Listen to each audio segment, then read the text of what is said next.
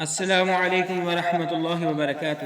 آج کے سبق میں ہم سورۃ آل عمران کی آیت نمبر 104 کا ترجمہ سیکھتے ہیں۔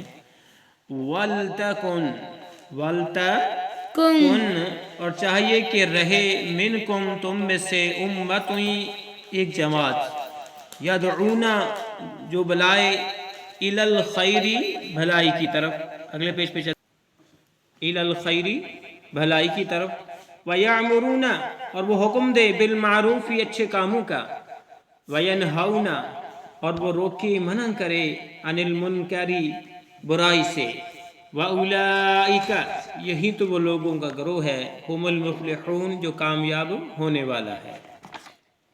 اس کا بمحاورہ ترجمہ سن لو۔ تم میں سے ایک جماعت ایسی ہونی چاہیے جو بھلائی کی طرف بلاتی رہے اور نیک کاموں کا حکم کرتی رہے اور برے کاموں سے روکتی رہے، یہی لوگ فلاح و نجات پانے والے ہیں۔ یہ تھا ہمارا آج کا سبق، اجازت دیجیے، اللہ حافظ۔